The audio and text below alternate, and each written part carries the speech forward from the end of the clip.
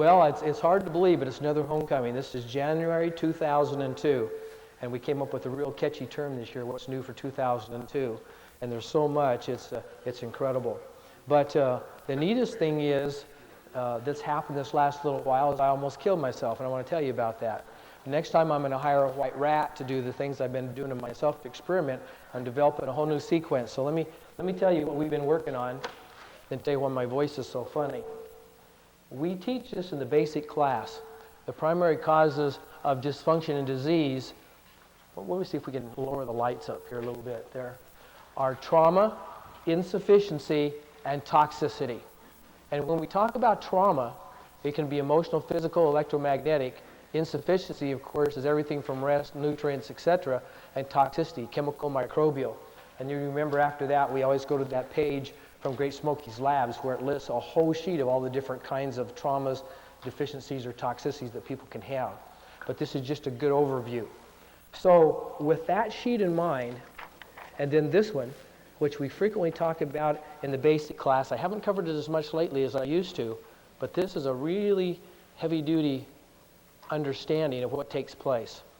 This is toxic waste management.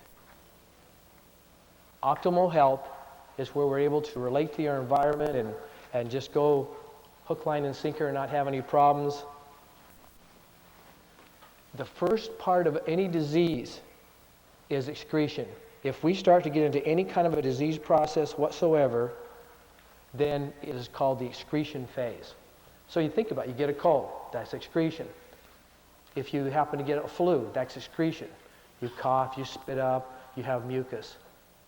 Now that's good. If you were not able to do excretion, then what happens, your body becomes so overloaded, it actually goes into deposition. When you start depositing, that's when you get tumors, masses, that kind of thing. Then when you go from deposition, you literally start going into degeneration. So you're looking at rheumatoid arthritis, you're looking at lupus, you're looking at ALS, you're literally degenerating. When you go into disintegration, that's like cancer.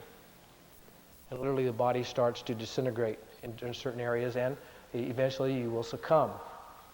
Well, we've been doing some research, Dr. Brett, Dr. Jeff, and myself have mainly been doing this with Dr. Shelton.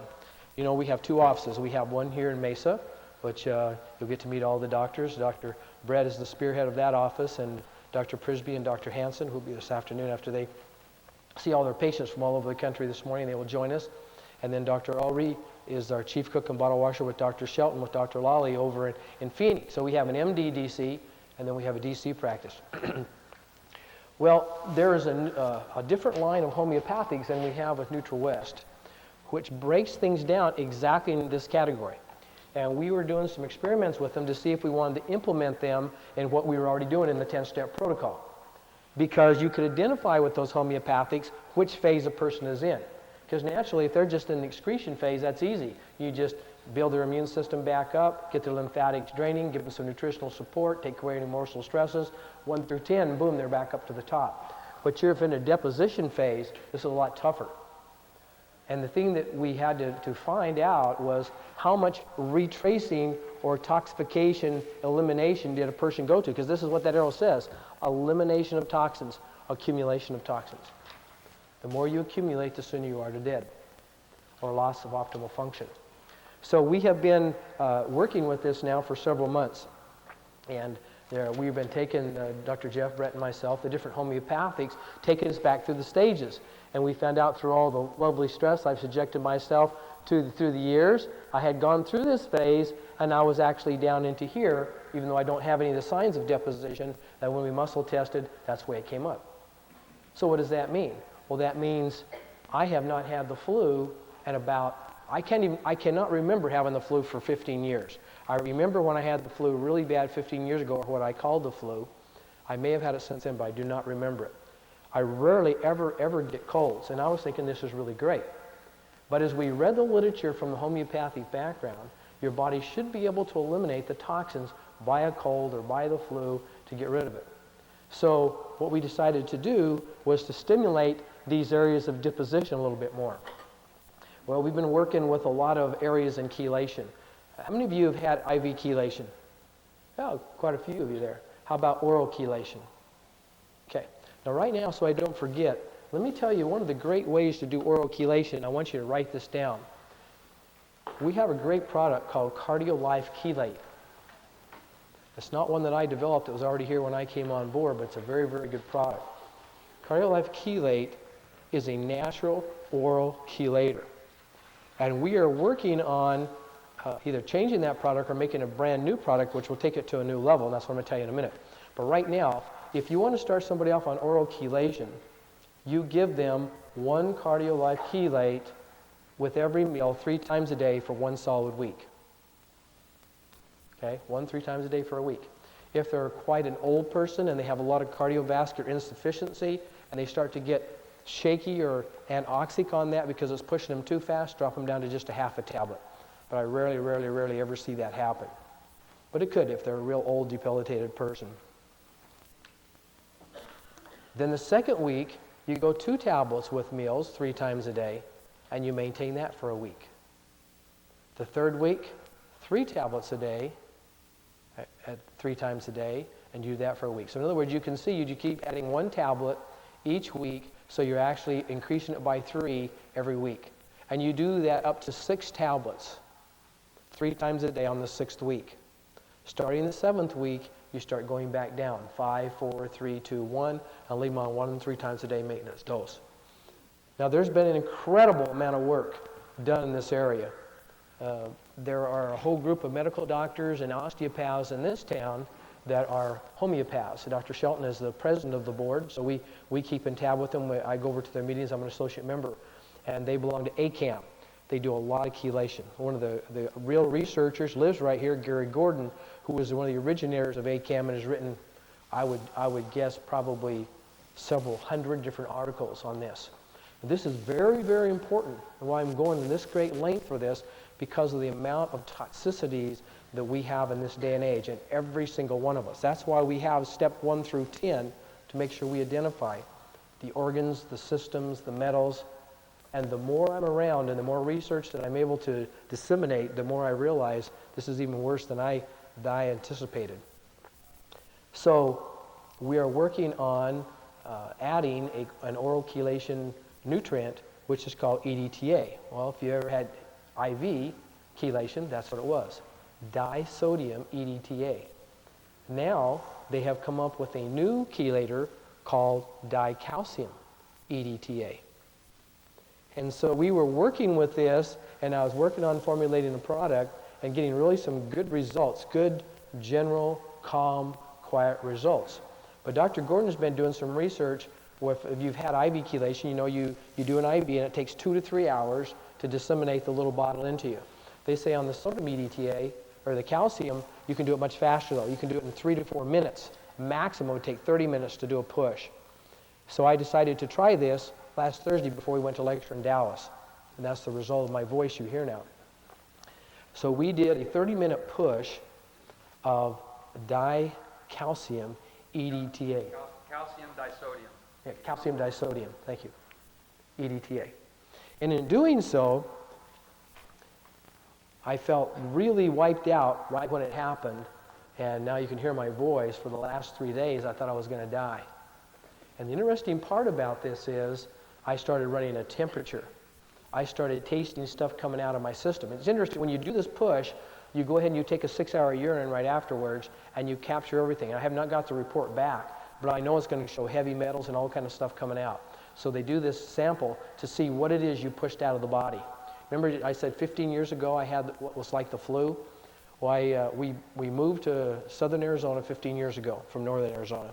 I built a practice down here, and I had an associate down here, and I said, don't let him glue any carpet down. I hate those glues. Well, the company convinced him that it was okay to put glue down in this one area, and so the room I had to work in for 8 hours was brand new glued carpet. Well, it was right after that I had this flu-like symptoms where literally that glue attacked my nervous system and just wiped me out. I was flat down for 1 week. That's never happened to me in my entire life, before or since. After I did the push last Thursday, by Tuesday, I was having every symptom I had 15 years ago, which is really fun. So I was telling these guys, I'm going to get a white rat next time and experiment on them instead of on me. So we've learned several things from this. Number one, how dynamic it is. Number two, how we need to slow it down a little bit. And so if my voice is a little cracky, you can understand that. We'll let Jeff's booming voice and Dr. Brett do a lot of the talking this weekend, and I'll just point. But we are on the cutting edge of really being able to go to a greater level of detoxifying people. Now let me take you back to this concept. When you're treating somebody then, it is very important that you figure out if they're really sick in your own mind, and how could you literally do this. As simple as this, you could actually just muscle test and just ask, are they in this phase? Are they in this phase? And you can muscle test if you're adept to doing that, or you can flick it out. Thank you. So you can just ask. The universe knows the answers, and it'll tell you which one you're working on. So when you start let's say you have somebody comes in, just remember this chart. It's in the back of your book. All these are in the work sessions for your own classes and stuff. Let's say that you have somebody come in and they're literally getting tumors on the body. Or let's say somebody's come in and they have degenerative osteoarthritis. Remember, you're down here. So when you're palpating this patient right now, and it's the very first day in consultation, you're making a note in your own mind, my gosh, they're in 3 phases already of degeneration. And when you talk to them, you need to talk to them in terms of, what are your outcomes? Are your outcomes to be completely well? If so, we need to really plan on what we're going to do over the next several weeks, the next several months, and the next several years. And you can say that from the heart because it's true. Now, if they come in and they just have an acute cold or even an allergy, that's a lot easier to handle because it's just up in here. And it's a less long-term situation. But we must get rid of the toxins in the body. Now, as you know, there was a Nobel Prize given out in just the last few years on nitric oxide. Nitric oxide has become the buzzword in all the medical community. Even allopathic physicians are working with it a great deal. In fact, that's what Viagra is. Viagra is nitric oxide producing. And so when you take Viagra, it stimulates the epithelial tissue to produce nitric oxide and allows for better vascularity. You understand what I'm saying? Okay. When they call it the epithelial relaxing factor, well, there's a company that actually makes a topical cream that the male can apply or the female can apply to themselves and cause a localized stimulation of the epithelial relaxing factor and increase climacteric availability for both the male and the female. And we have some of those available this weekend, and some of you like to try it. We're working on those to see if we want to carry them at NutriWest. NutriWest does not have these yet. If it works out good and we've had some really good preliminary results, then we'll go ahead and manufacture our own. So if you want to try that either for the male or the female, the information's out at the desk, or Darlene is, or Claudette from my office, and you can try the Entice, it's called, for the male and the female. So that's a localized nitric oxide stimulator. All right. What does this have to do with general health? Everything. Because what we're finding is the nitric oxide is being produced by the epithelial tissue in the body. What have we talked about in the last few years, almost ad nauseum, that the epithelial tissue gets in compromise if it accumulates in the body? What causes the epithelial tissue to be in trouble if one chemical builds up in the body? Homocysteine. We have gone over homocysteine, B12, folic acid, trimethyl, dimethylglycine, molybdenum ad nauseum to make you see how important it is that everybody is checked for homocysteine redox. So if they are accumulating for any reason homocysteine in the tissues, they're shutting down their epithelial releasing factor. What is one of the causes of homocysteine accumulation? Lack of B12, folic acid, trimethylglycine. So every single person, you cannot skip the steps in the 10-step protocol. It is imperative that you go ahead and make sure they are electrical. You make sure that they're out of de-stress. You make sure you're checking them for homocysteine. Because you're not just talking about heart only, you're talking about every function of the body. So for instance, a lady's epithelial tissue in the endometrium could cause endometriosis. A guy could have impotence, etc. It is imperative that we check homocysteine. But the next phase is, how do we add proper NO production? The key is pull out heavy metals and toxicities. That's what the new research is showing right now. This is what Dr. Gordon has just done worlds of research on. Well, we've been doing that with the homeopathic metals now. We developed them, 2 years ago. And so we have been using those to a great degree. But also to use oral chelation, the cardiolymph chelate, and also the other ones that we're now producing. So homocysteine redux is a real issue here, and anything that helps the epithelial tissue to be balanced, which is your antioxidants. So superox, A, C, E, beta-carotene, right? The things that we talk about all the time, pycnogenol, the OPCs from grapeseed extract. That's what's in superox. So it's imperative that you make sure people are on proper antioxidants after or during the time that you get rid of these heavy metals. And we improve the quality of their life, every possible aspect of their life. Now we've innovated some really terrific products this year that I want to just highlight a few of them for you here. I want to set the stage by going to this chart right here.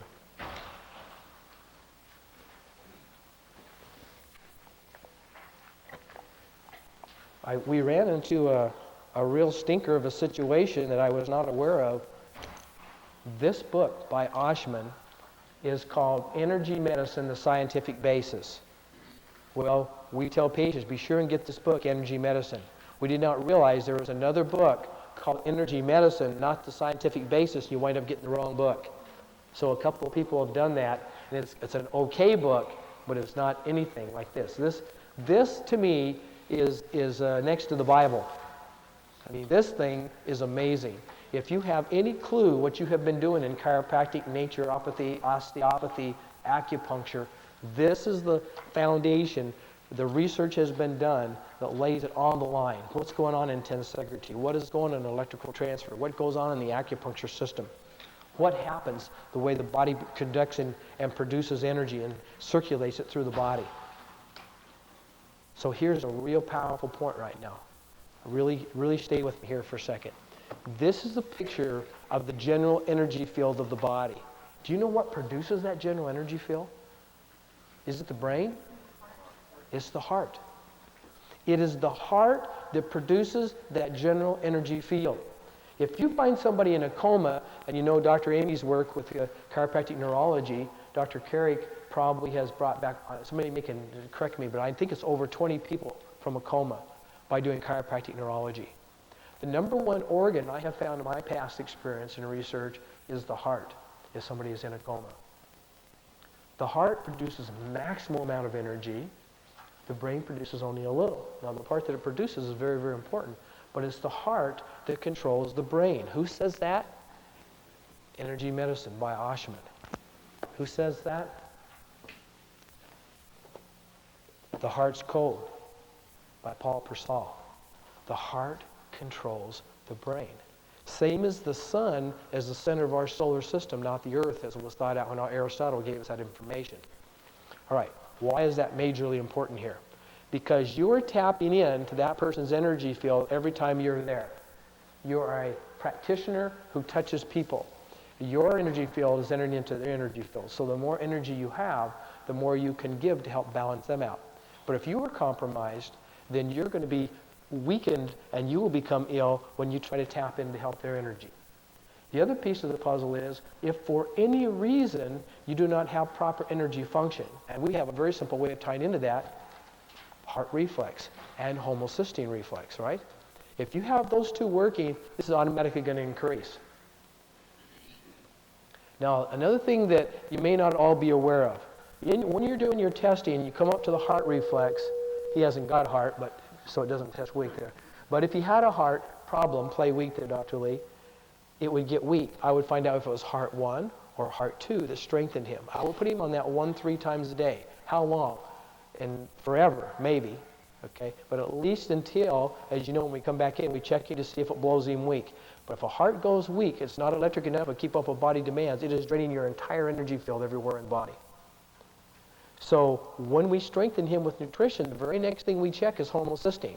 We're going to check the homocysteine to him, and if that makes him go weak, then we put him on homocysteine redux. So now we have two ways, strengthening the heart and the blood vessels. We are now increasing NO, nitrous oxide. We also now, when we go and we find out which metal, say has cadmium, and it takes total flax to help pull the cadmium out of the body when we release it homeopathically, we have now increased NO. What will that help? Impotency, lung function, endometriosis, probably not for him, but for a lady, right? Whatever has epithelial tissue in it will be improved. Well, that's your whole body. Isn't the whole body, the inside lining is epithelial tissue? What about the outside lining? Yes. And so that's why it's so critically important. Now, another thing that we don't always routinely teach in the basic class is the quality of blood. How do you check quality of blood? You come in here, palm side of the hand like this, and then the back side of the hand like this. So if either one of those, this way or this way, shows weak, then you want to check them for iron. They're probably anemic. Now, be very, very careful with an adult male and iron. There are more studies showing iron is detrimental for the male than helpful by far. If the ferritin starts going high, it makes the blood very thick, and it's very hard for the body to keep good circulation. Thank you. But check quality of blood like that. But be real sensitive. If that shows up, you may want to go ahead and do a blood test and find out exactly how bad or how good their iron, their hemoglobin, their hematocrit is. And watch that very carefully. You do not want to over contribute to iron stores, particularly in the male. In the ladies, during their childbearing years, it's very important that they add iron.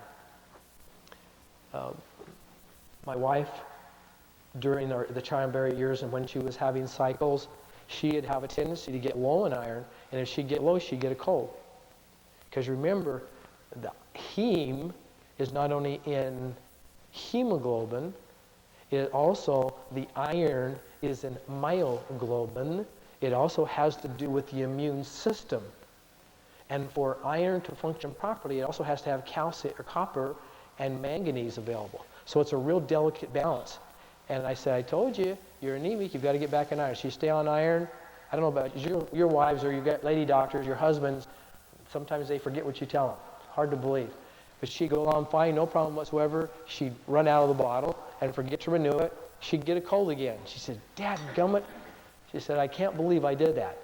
But as soon as she got past those childbearing years, she doesn't have to take iron at all anymore. So watch that, particularly if a lady is having a lot of spotting or if they're having a lot of tearing, you really want to check that iron. But it's very critical, even more than in a male than in a female. Any questions about that? We've covered a lot of information here, all tying back into NO, because it is so critically important to our overall health and function of the body. All right. Now, I often wondered when I was working on balancing energy fields in the body, why it is when I adjusted with the adjuster, I got better results than if I adjusted by hand. And I'm dang good by hand. I mean, that's not cocky, that's just truth. I went to Palmer, and we studied whipping those elbows and flicking those elbows, and I learned to adjust Gonstead and all kinds of ways when I was there at Thompson, so I can really move those bones around. But I found I got different results when I was dealing with a tough problem when I used the adjuster. And it wasn't until this last year, Dr. Jeff, come on, that one of the doctors that came to certification class brought one of these and showed me what we were doing. This is a unit that tells electromagnetic force fields. So when you turn this on, you see how that light comes on? That's electromagnetic force field going on. Okay, Dr. Jeff, come this way. So what I found out, can you see that? You see the red light? The red light actually comes all, even as thick as he is. So you are re-magnifying besides adjusting every time you turn it on. You see when I turn it on every time? Even if you couldn't hear it? We are re-electromagnifying the body. Now that becomes really important because when you look at the heart, what it produces in the body, it does not just have the EKG or ECG, which is what we hear so much about. The heart actually produces a magnetocardiogram. you can actually measure the magnetics. And when it comes to electromagnetic healing, it's probably the magnetic generation that's more important than the electrical generation. That's why acupuncture ties into that system. That's why D.D. Palmer was a magnetic healer. He knew the importance of that. The audiogram is also sounds, there's also pressure, and there's also heat, all produced by the heart pumping. And when you're doing the adjustor, you're resetting the electromagnetic currents. That also becomes important when we're going to show you tensegrity here in a minute.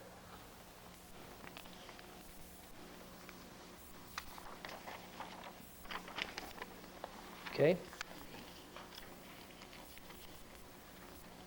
What is tensegrity?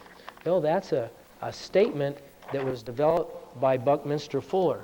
It's a term that he used, and again is found in Oshman's book, and I'd highly, highly, highly recommend, insist, beg, plead, threaten that you get that book and you memorize it, that you really work on. Do me a favor here, Jeff. That other tensegrity picture. Oh, there it is right there. I found it. Thank you. Okay. What is tensegrity? It says this is the tensegrity model of Buckminster Fuller is drawn with the tendons represented as coils. So there's a tendinous attachment that ties all the body together on the basis of the figure 13.7 and the discussion in the text. Each of the coils has the capability of converting energy from one form to another because living tissue is an elastic, tensegritous, semiconducting continuum. Any form of energy can be converted to another form of energy. Now, we've been taught from early on in science, you can neither create nor destroy energy, but you can transfer it. Water is the same as ice, it's just in a different form. Well, this is really important in the healing arts because when we talk about the use of sound, light, heat, gravity, motion, or chemical, we actually change the interconnectedness of the way the body works. So when we're doing all these techniques that we've been taught in the basic class, adjuster, percussor, reflex testing, we are tying into the entire communication system of the body. Now, we've done a lot of work with this last year, and we're ready to teach it to you now. The one thing that we have found, if you want to know which a person is stuck on, you can just flick it out. Like if I wanted to know where I wanted to treat her, I would just find out where it goes. It says right now, we need to do chemical work on here. Or I could have it up here like a muscle test, and I could just touch gravity, kinetic, chemical. It goes weak. Sound, light also sticks on her. So we have two. We have light electric and we have chemical. Okay, I'm going to want to do a reflex test on her and find out exactly what's going on, find out what's happening. I also know one of the major things I could do is to use light and magnetic balancing. Well, what's magnetic balancing? Well, the little magnets we carry in our pocket to make sure it's balanced there. We have one of the others.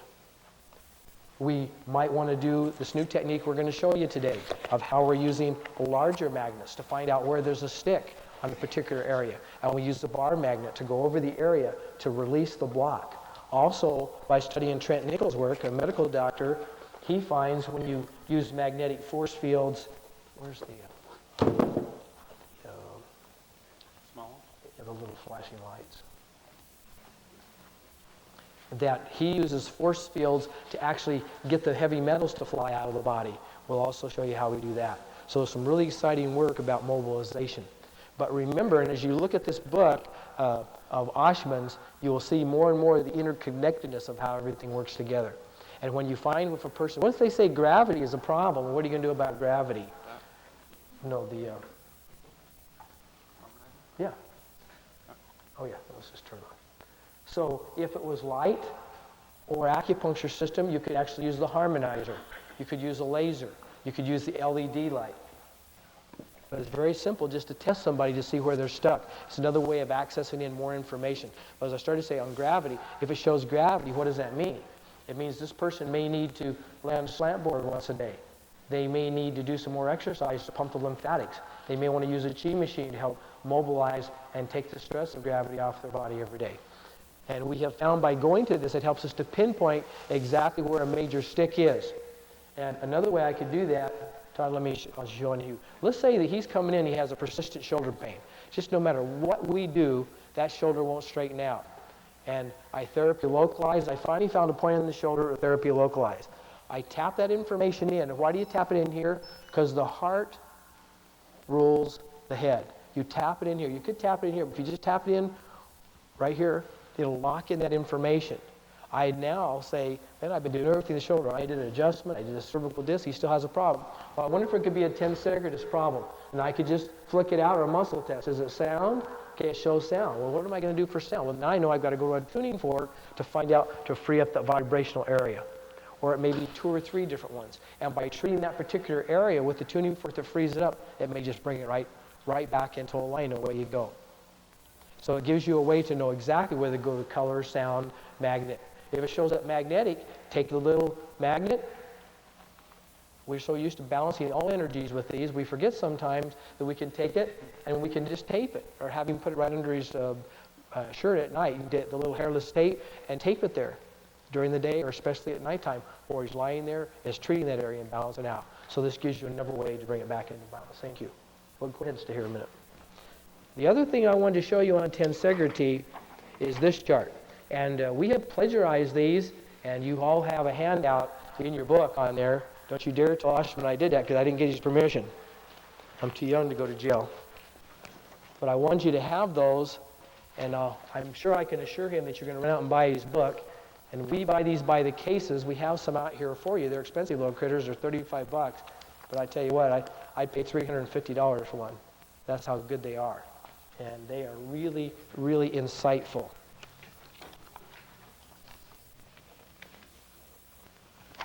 All right, so let's show you how we use this tensegrity to our advantage. What Mr. Fuller showed us, why don't you just lie on your back here, your feet this way for me. Actually, go this way. I think it's going to be better.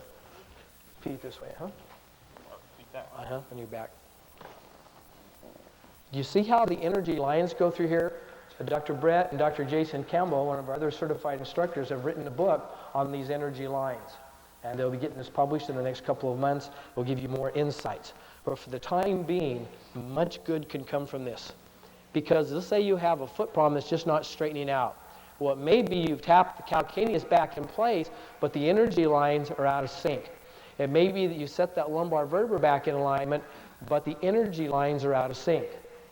So what you do is you go ahead and take electromagnetic balancing and reset the energy through there. And this is part of your craniosacral training.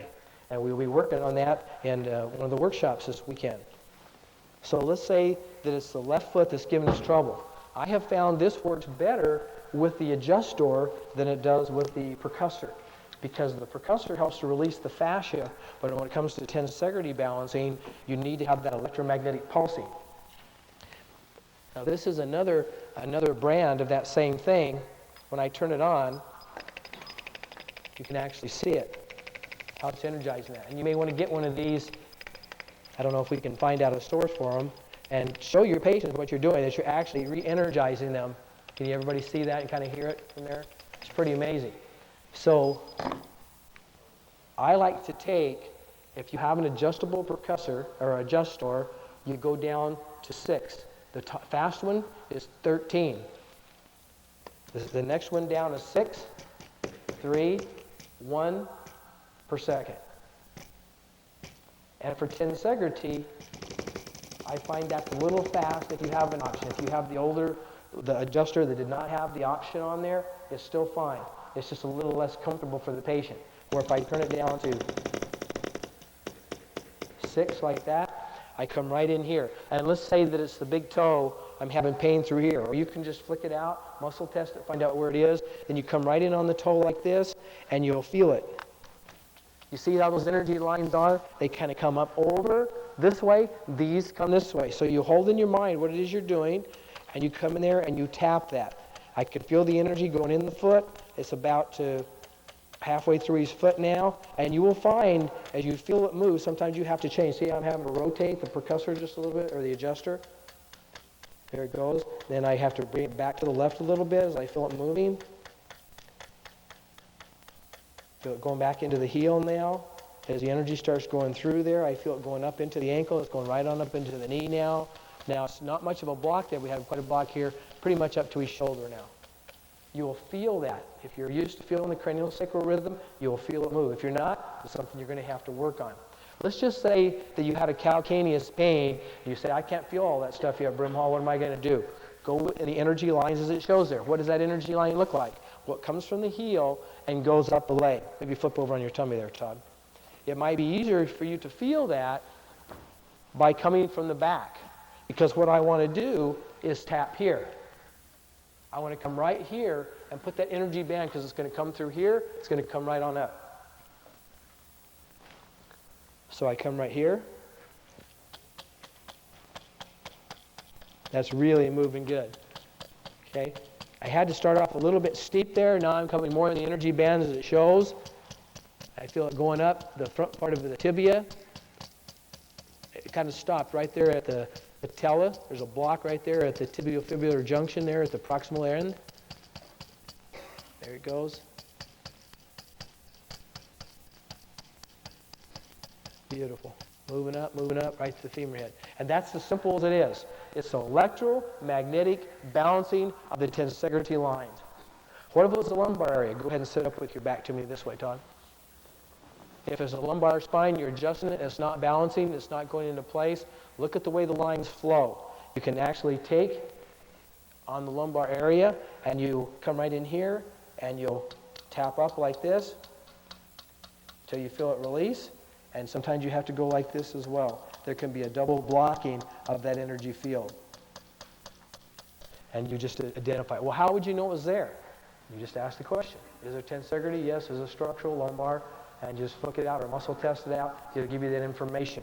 And that will help you out of some real complicated areas. I mean, you've corrected the disc, you've adjusted it, you've blocked the pelvis, and there's still pain. Why? It's because the energy bands are locked.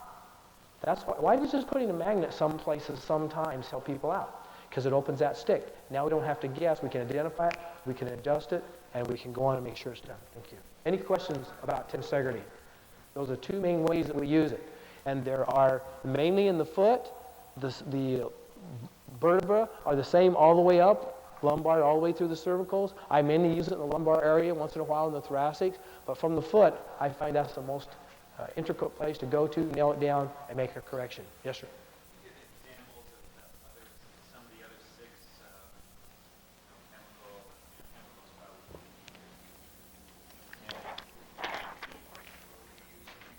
Sure. Right. If it's heat and elastic energy, what would be the best thing to correct that with? The laser. It's called laser, but it changes transcription and translation at the DNA level that allows it to become more elastic. That's why Dr. Amy teaches you to go to the stretch laser. It keeps going, going, going. So that'd be a good way. If I didn't have a laser, I certainly can get an LED light, or I can get a mini harmonizer, and I can treat that area with it, and that's going to add that. Or if I'm still in the office where I use hydroculator pads, I may find this person has a persistent pain. The old hydroculators work. Or you use the diathermy. That's where you might want to put heat in there like that. I usually don't want to take a lot of time to do that when I'm treating people, although we do have pulse diathermies. So I'll schedule them. Brock or Cheryl will take them back and do a 30-minute treatment there. And that'll really open that area up through there. And gravity, as I mentioned, I tell people, slant board. Hang upside down. I try to work out every morning. I go up and hang up upside down on the kids' swing set out in the back. We have parallel bars, and you hang upside down. That helps reverse that. I get on the chi machine every day. That helps. Motion. What would motion be? Well, you would find that there's a fixation, not adequate motion in that area. So this is where the adjuster really shines forth. And we'll have Dr. Lee just sit up there. Kind of swing your feet that way if you could, Doc. I think they can see you better. In motion, let's say that I'm dealing with a lumbar spine. We therapy localize, this is where the persistent pain is, either symptomatology or through muscle testing, you've identified exactly where the problem is in tensegrity. Because you can ask very specific questions. It's a motion problem. Well, by darn, how better could I rebalance the motion than with this? I'm going to have him, just like I would check, push forward and back, go through motion just like we would palpate in phase work or Gillet's work, go through motion like this, or lateral bending, or even a form of circumduction. I say, Doc, I'm going to have you go through all those. Go back and forth for me. I just keep that thing going. I'm going to go back 13 all this time. I want all the zap I can give him. I have him go through motion. I put motion into treatment. I'm getting electromagnetic balance, structural balance, and somewhat of a tensegrity balancing because I'm using the adjuster to do this. I know I'm getting that magnetic balancing already. Then I can have him go lateral. I can have him do some rotational. And sometimes it's not like a subluxation, it's a fixation or lack of motion in the whole general area. Thank you. Chemical, we have the best way of checking that. Boom, take him through the 10 steps, see exactly what's going on. Sound, we use a tuning fork. Light, also, you could use color. Find out exactly which color would open it up. Now, routinely in our office, we'll do a session where you see how we take somebody and go all the way through. In fact, we promised a couple that came all the way from Texas. We're going to do the husband and wife team this weekend. We're going to show you how we do color, sound, everything together. We're going to show you how when we check one of them, they have a certain set of problems. You check the other one, they have a certain set of problems. But as soon as you join them together, new problems show up. It's pretty amazing. So, if I get to giving my wife a hard time, she says, I think I'm allergic to you. It's kind of what happens. We get to interfering with each other's energy flows, and you have to be harmonized. You do not believe the amount of wellness that can take place by balancing out. Does that answer your question? Very powerful stuff. All right. So let's leave NO just a minute. We're going to come back to it over and over this weekend. But I cannot emphasize enough how important it is that we stay in focus with our 10-step protocol, that we don't lose sight of it. We have really encompassed everything that's out there through the 10 steps. Over and back again, because metals, you just start reading the literature now, heavy metals, toxicities, pesticides, herbicides, defoliants are coming up in the literature. I would say several hundred articles a year. Several hundred articles of how bad it is. Sometimes a month you can have over 100 articles talking about different levels of the toxicity. I was on a plane here last year, and the guy that was next to me happened to be sitting up in first class. And I looked over, and what he was reading is worse than what I read. I said, what kind of doctor are you if you're reading that garbage? And he said, well, I happen to be a medical doctor, but I'm a pathologist, and my job is to go around to get the MDs not to be using so many drugs because we're getting so many non-responsive infections to antibiotics. It's really scary. And he said, this whole article is about the way we're building so many immune bugs that we cannot fight them anymore. What do you think the number one way is that we're causing the body to build up resistance, or the world to build up resistance to antibiotics? The toilet. The toilet. When people no longer want medication, or they decide they don't want to take a chance to leave it around where their kids are, they flush it down the toilet because they figure that's safe. Once they flush that medication, antibiotics and tetracyclines and all this stuff down the toilet, it gets mixed down in the sewage system, and these bugs start building a neutralization to all this stuff. So if for any reason any of that stuff ever leaches out, or you've heard of a couple of cases where people that work in the sewage fields wind up getting a cut on them, and they've got infected from there, there was nothing, no antibiotic that would touch it. It just ate their whole leg right through. This was a documented case about 2 years ago. He said the worst thing we could do is flush this stuff down the toilet and mix it with there. So it is critically important. Now, with this thing I caused on me by taking that push, what exactly is happening? How is it I'm going back 15 years? I mean, I got over that insult, right? What does that mean? Got over the insult. I no longer had the symptoms of the insult of that thing I did 15 years ago, of the chemicals and the glues and stuff, but I wound up having problems for a long time afterwards and not even knowing it was there. For 15 years, that's been in my tissue. So now when I start to release it, boy, it comes rushing out. Well, all of us have that. We have accumulation of pesticides, herbicides, defoliants, petrochemicals, metals.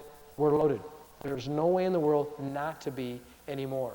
And this is what Dr. Gordon and the other researchers have found out in ACAM. People who would consistently do oral chelation and or IV chelation, that they don't have heart attacks, they don't have strokes.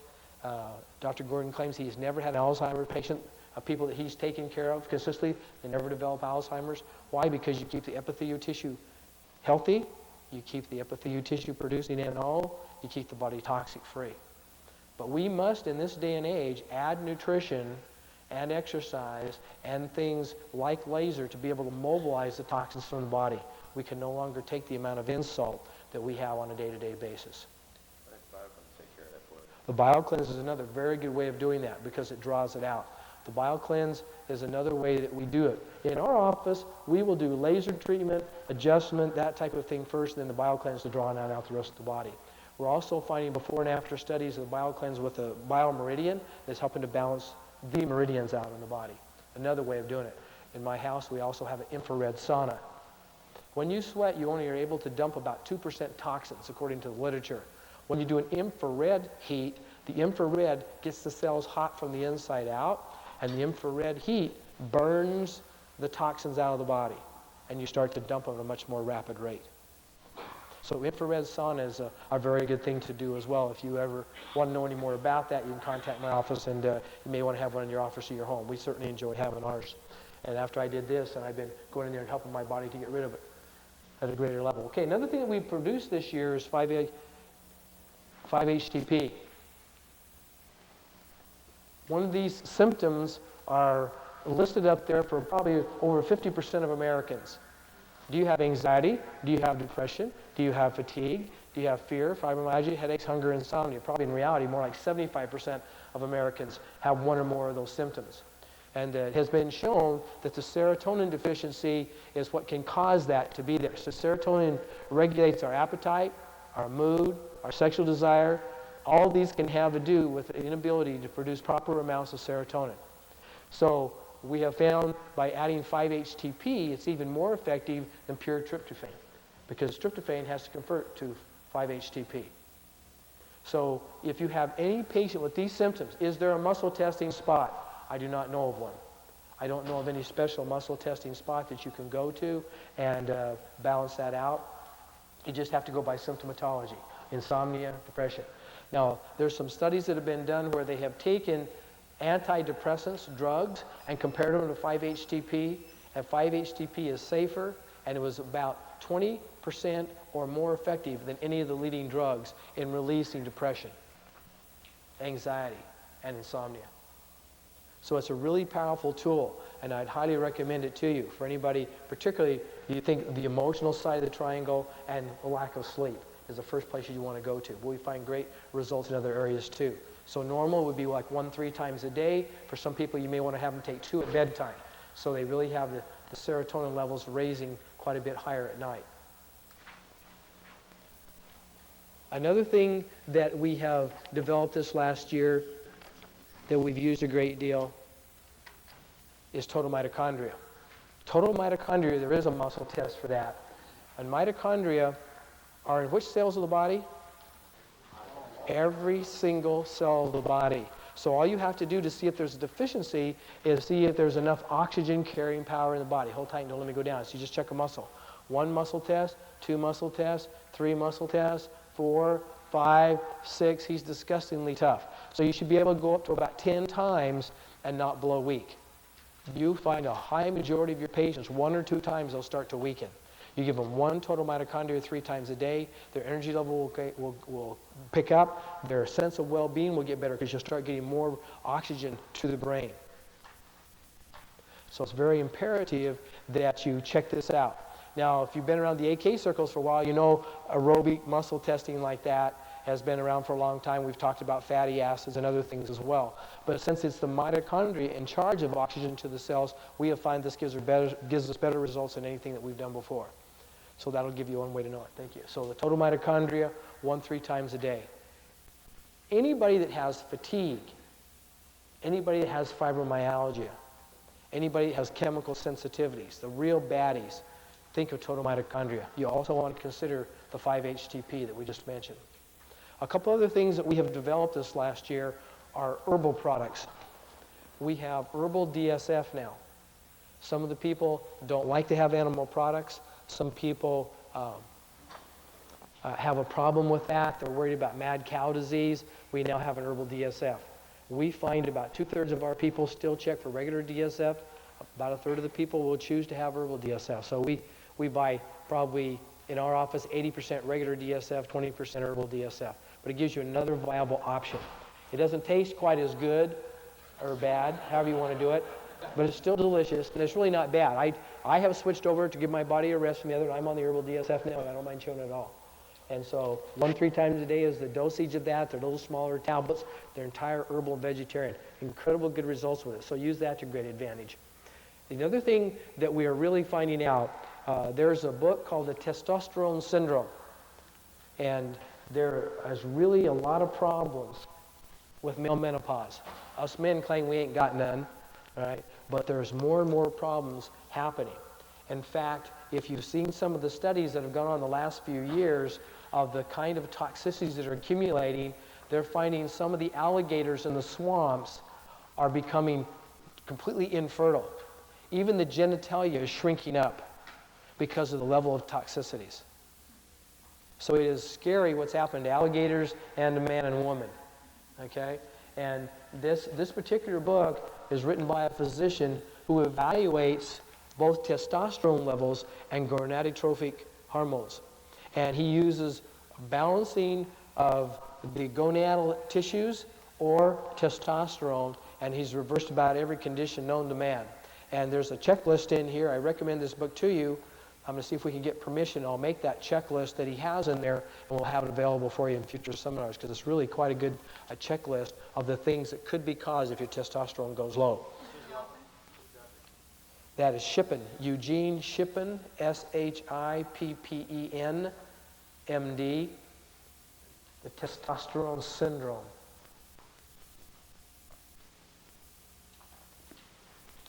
I found that to be an extremely good book. There's another doctor who just wrote one on the thyroid.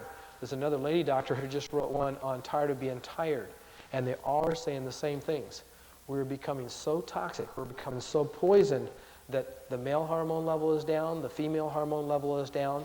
The thyroid, I don't know if you remembered or not only does the liver filter all the blood every day, all day long, so does the thyroid filter the blood all day long. And the thyroid is getting so toxic in so many different individuals because of the amount of toxin levels that exist. So by doing the 10-step protocol, you're pulling the heavy metals out, the pesticides, the herbicides, and all this type of thing. But you also want to reward it by turning those glands and systems back on. So we have an herbal male balancer now, and we have an herbal male and herbal female. So it is very good. You don't have to rely on animal products if you have a problem with that, or if you don't, then you can use the ones that we've always used, Gland F, Gland M. We've gone in our body, in our office, we're switching over to the herbal, and we have found really good results with it. So let's just say somebody comes in and the symptoms are a pretty good criteria. If you want to send them off for a testosterone test, the men, you can do that, or women with estrogen levels. There's a lot of research being done now. They're finding out ladies with estrogen problems, it's the kind of estrogen is more important than the amount of estrogen. So there's a lot of research you're going to see coming down the pike. I just went over a complete study last week, and they have found that if 90% of the ladies out there would do better on estrogen, less chance of cancer rather than more, if it was exactly the right estrogen for them. When in the past we've just given everybody certain estrogens. They now are developing tests where they can determine exactly what your risk level is and what kind of estrogen would be the best for you to balance it out. So you're going to see a lot of this happening in the next few years. Right now with muscle testing, you have a way to quickly tie in. Does herbal female bring them back into balance? Do they also call for total GHR? Do they not call for total GHR? For both the male and the female, our first line of defense is total GHR, herbal male, herbal female. And we have found that's elevating testosterone levels and it's balancing the endocrine system. Now, another thing that you want to be aware of is all of the green and yellow vegetable research that's going on. They actually took a group of people with terminal cancer and fed them a mixture of green and yellow vegetables along with shiitake, maitake mushrooms and all of that. And they got, with the average life expectancy of the type of metastatic lung cancer they had was like 6 weeks to 6 months. Some of these people were still alive 40 months later. That's right. So what's happening here? Well, we want to make sure we tap into this. And a lot of the nutrients that we have this in there. This is where a lot of the products that we have already, Virex, multi-immune. And it's really kind of interesting. They did another study here to where they took and they they fed rats, which would have been better than doing it yourself, but they fed rats active viruses and bacteria. They put them right in the food, so they knew they had them right alive. And with this, they gave them garlic and other antioxidants. It completely nullified the active virus and bacteria at the time that they ate it. Where if they did not give them active ingredients to help fight off any infected processes in there, almost 100% of the rats contracted a viral or bacterial, etc. disease. You read more rat books than I. Yeah, I need a lot of rat books. It's exactly right.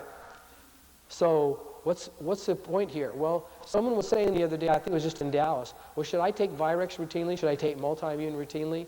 Yes, that's the answer. So when we take a meal, we should routinely go ahead and make sure we're having the right things to offset. Because why is 60% of the immune system in the gut? Because our Creator knew we were going to be exposed to a lot of different toxins through our nutritional intake. So it's very critical that we take the proper nutrients to offset the bombardments that we have. All right. What I'd like to do now, I think, is to go into the prosperity aspect of the seminar, and then we're going to, about 5 minutes, we're going to go ahead and do some demonstrations from other things. But I'd like to go over some areas for you that I think would be real beneficial to help you see how to apply all this stuff in your life. And we stapled together, I think, or put together for you a different packet, and it starts off the E-Myth by Michael Gerber. Can you find that? That's one of the different things that we put together for you. Everybody find theirs? Looks like this, and that notes you had were handed out. That's what they say. Okay. Everybody find it? Is there anybody that does not have that packet? Doctor didn't get one. Okay, I would like to fly through this. This is about my last 5 years of study. I have read the E-Myth now, I would say probably 6 times. I have read Rich Dad, Poor Dad probably parts of it 5 or 6 times.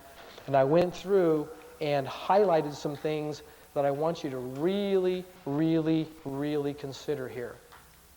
And learn how to take this information and to apply it in your life. We all read, we all write, we all get ideas on what we want to do, and then it seems like so many of us don't follow through that we don't get the desired result. You've heard me talk about Tony Robbins' program, and he calls it OPA. What is OPA? OPA is outcome. What is the outcome that you choose? When an employee or a child comes to me, one of our daughters wanted to talk to us last night. She said, this is what I want to do. I said, what is your outcome? Well, I have several outcomes. List them. What are your outcomes? You want to accomplish this, you want to accomplish this, you want to accomplish this. Write it down. What's the purpose you want to achieve that outcome?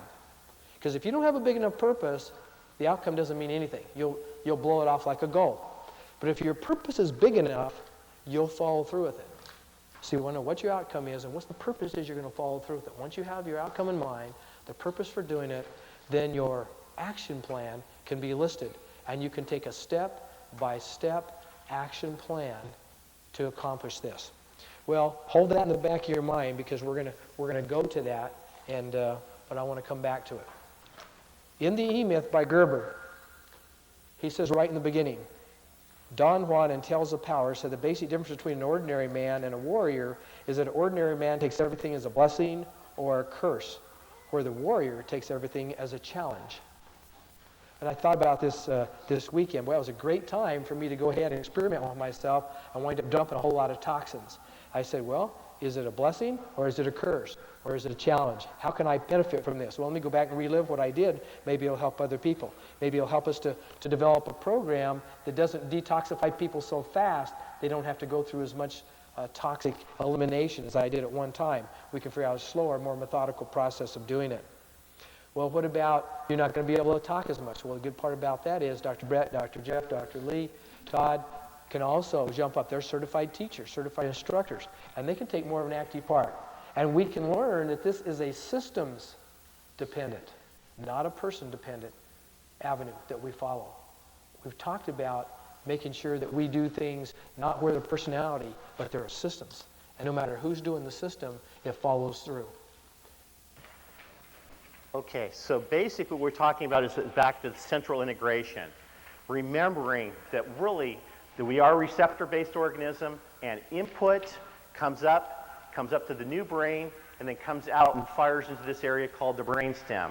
Now, what is in the brainstem? The brainstem is your vital areas. But what do we have here? We have sight, we have sound, we have taste, we have your biggest sensory inputs. But the largest input into brain is through muscle spindles and this area of the cerebellum, which controls your balance center, which is the vestibular apparatus. But what else goes into the vestibular apparatus or your balance centers? The upper three cervicals, the TMJ, and then the labyrinthine ear. So what we're trying to do when we're treating patients is really to bring them back into balance. Bring them back into balance. But what we need to remember is that when we change the length of a muscle, either by adjustment or by percussion or by laser or by doing energy work, what do? That change of muscle has a constant feedback through that muscle spindle and through gravitational stress, which is your only constant environmental stimulus in life. Once again, gravity is your only constant. As you fire, the joints here in the spinal cord and the muscle spindles have the largest input into brain, and then the largest output out of brain is to these vital centers. So when we do an adjustment, when we do laser, when we do percussion, when we do energy work, when we do sensitization, when we use sight, when we use sound, when we use taste, we change this area here. And this is your vital centers. This is the area that dictates digestion, assimilation of nutrients, hormones, rate of heartbeat, breathing. This is the very, very important.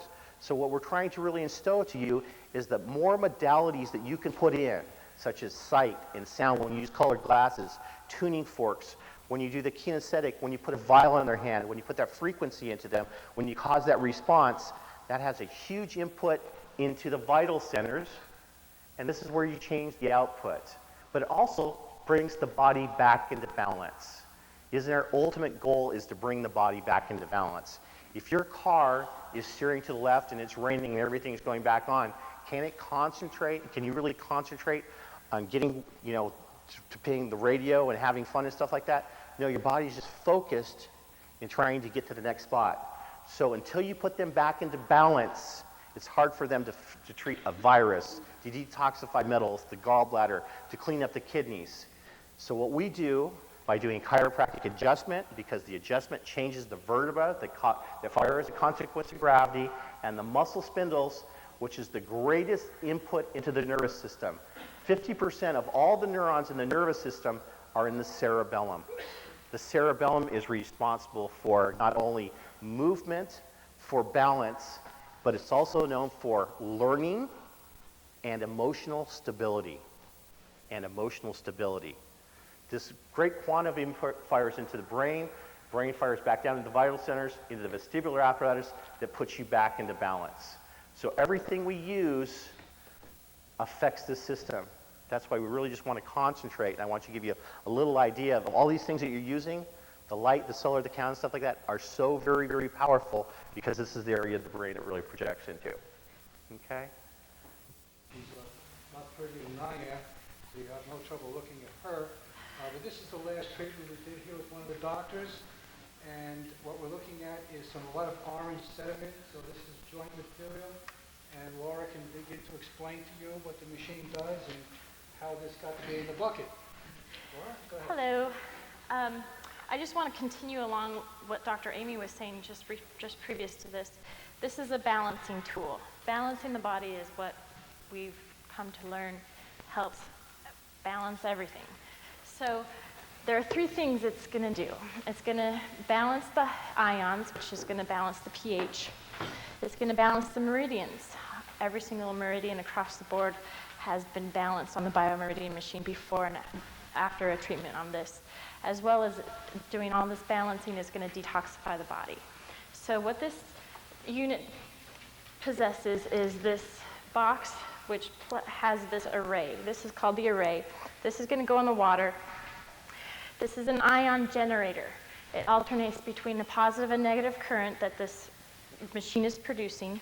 The positive current is going to draw out negative ions from the body. The negative current is going to draw out positive ions from the body. So it's going to create an ionic balance. Whenever you have an ionic balance, you have a pH balance. So it's helping the body balance as it's detoxifying. So you put it in. You're going to turn on the machine, and you're going to test. You're going to have to make sure the person's testable, because that's going to determine whether the person wants to be in the positive field or the negative field. So you want to be strong in one field. Okay, that's good. You want to be in that field. If you go weak in that field, that means you don't want to be in that field. So that's why you want to be able to muscle test with this. So you start off, and generally speaking, people are going to start in the positive field. It's a half-hour treatment, which is what the timer's set.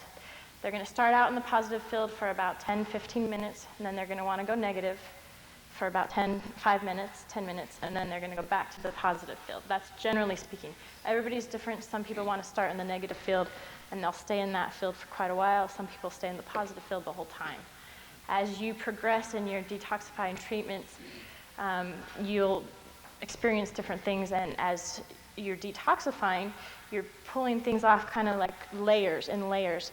The first layer, you might have this orange color. The second time it might be more green. The third time it might be black.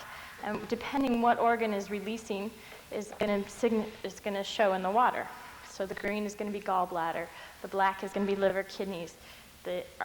And the yellow is going to be liver, kidneys. Orange is joints. White is lymphatic. So what you're releasing, you can determine that by looking at the water. So what we're going to do is we're going to pass around a sign-up sheet. We're going to be doing this all day today, all day tomorrow. We have 2 machines going, and as well as Sunday morning. For anybody who doesn't get on the sign-up sheet, we can get you on Sunday morning. Those just today and Saturday we are passing around. Gentlemen, I want to tell you what we're after: better balance, better alignment, and then I'll tell you how we do it. Alignment and balance is something you guys are all interested in. You want the pelvis stabilized to do your adjustments: spine, pelvis, neck, shoulders, head. If we send them out of the office and their feet are unbalanced, any adjustments you make up above that are going to be thrown out of whack as soon as they go out of the office, sit in their car, go back to work, and stand around for a little while. We're trying to balance the 2% of the body that holds up the other 98% of the body. How do we do this? We have a large footprint board, large ink pad, the paper's underneath. The patient steps on this with both feet, one at a time.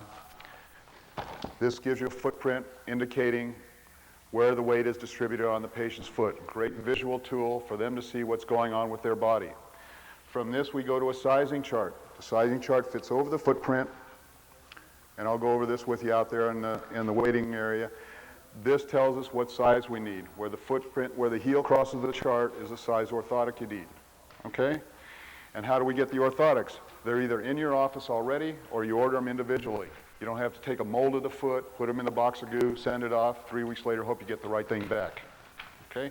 It's all done right in the office. The key is a balance test. The right size orthotic will make this patient will go from unstable to very stable. Okay? Dr. Scott, can you come up? I checked with Dr. Scott during the break, and I tested him in a pair, and I'll show you the results of a balance test so you can see what happens with your patients. Go ahead and slip your shoes off, doctor. We have various sizes that go from a size 1 to a size 14. It's not one size fits all, okay? This is for very large patients. Of course, this would be for very small patients. I have a doctor in Phoenix, 300 pounds, who wears the 14s and loves them. Okay? The balance test is real simple. Hands up in front of your foot. I'm going to press down gently. Okay, hands behind you. I'm going to press down again.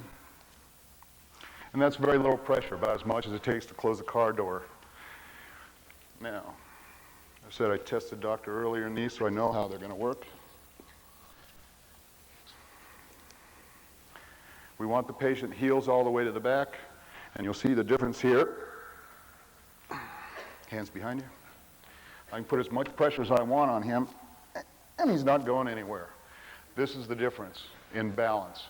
Stability and balance gets the alignment of ankles, knees, and hips that you want, stabilize the pelvis so the adjustments you're making stay longer, last longer. Helps reestablish the lower lumbar, opens up the chest and shoulders.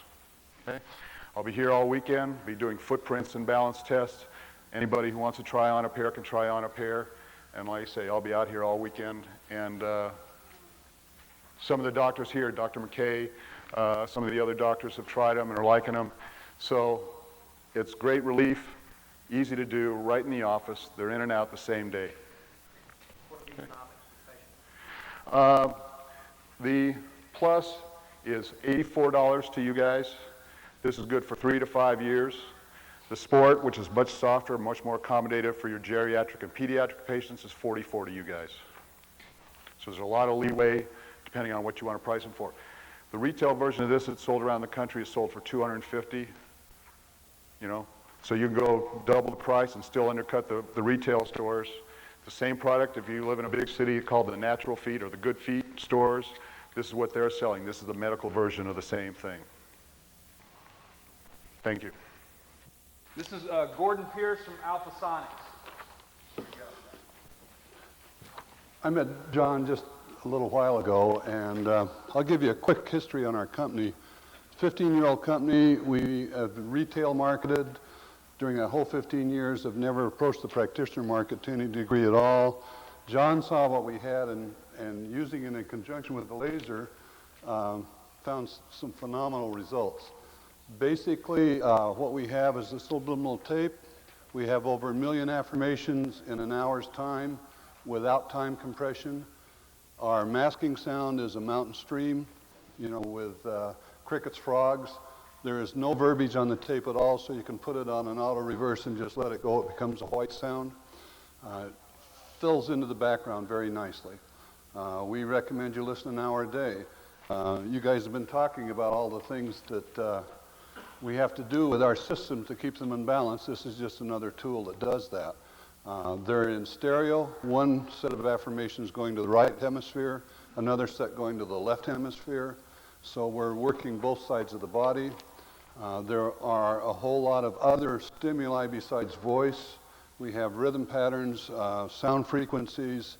When our doctor developed these tapes, he was using electrodes on the brains. What if we use this word with this sound frequency and this rhythm pattern going to the left hemisphere, and this word with this sound frequency going to the right hemisphere, even breaking it down into syllables. So they're pretty sophisticated, and they work extremely well. We have, as I said, been in business for 15 years. Dr. Brimhall took it to a new level, though, using it in conjunction with the laser, and I guess they're going to show that later in some of the practices that you're going to do, but it's pretty phenomenal. We're offering them to you guys at 40% off. That's an arrangement that the doc made with us, and I do have a limited supply of tapes with me, so you can take some home and play with them if you want. If I run out of tapes, then we're going to charge you $6 shipping and handling, so that's really all you're saving by not taking them home with you. But I'll be out here all weekend. What we're going to do is show you the process of how we developed this, or how Dr. Brimhall kind of developed it. Some of the things that Dr. Bray has been wanting to work on is his ability to sell himself better, okay, to be more successful in practice. The same reason that most of us are here today, right? And so what I want to do is we're going to check his body and see what's turned on right now and what's not turned on. I just want to check a few muscles. I want you to turn your push up and out, please. So that's the tensive fasciolata that ties into the colon, okay? Hold right here, please. The psoas muscle, hold here, please. Okay, all those are turned on. How about here? Hold that elbow real straight, pull straight in. Okay, that's the pec clavicular, and I want you to I'm going to push this way. I want you to push across. Okay, all of these muscles are intact. Push straight across. And then, okay, let's have him count to 5. 1, 2, 3, 4, 5. 1, 2, 3, 4, 5. Hold here, please. So when he counts left brain activity, it turns him off on the left side. Count again, please. 1, 2, 3, 4, 5. So every time he thinks about money, every time he thinks about left brain integrative type activities, it turns him off neurologically. That's not a good thing. Okay, what about creative side? Doesn't he have you hum? Happy birthday. Hold. No problem with this creative side on the left or the right.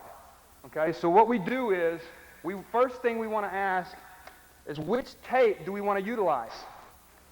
I picked 2 tapes out. One of them is called Sales Achievement, and the other one is called Peak Performance in Business. How do I figure out which one? I just basically ask his body, okay? Peak Performance in Business, I just put the tape over it, blasting, okay? Sales Achievement, it doesn't make him weak. So which tape do we want to use? We want to use Peak Performance. The way we go through this, and this is a handout that's in your new packet, so it's written exactly how you need to follow through. What we do is we have him. So that's the weak one? Yeah. We want to find the tape or the affirmation that puts him into weakness, that turns him off, that gives him neurologic inhibition. We put the headphones on, turn the tape on, put the tape on the correct side first. We did that just in case you did it. So you knew. Okay, as soon as we turn the tape on, he goes into weakness.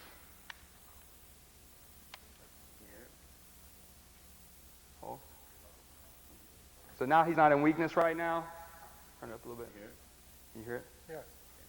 And there he goes. Okay, and we've seen this. Sometimes it's immediate, sometimes it takes a little bit. All right, so we go through and we'll check all those muscles. Push up and out, Alvin. Okay, TFL, TFL, SOAS. I lost my mic. That's why I don't like these mics.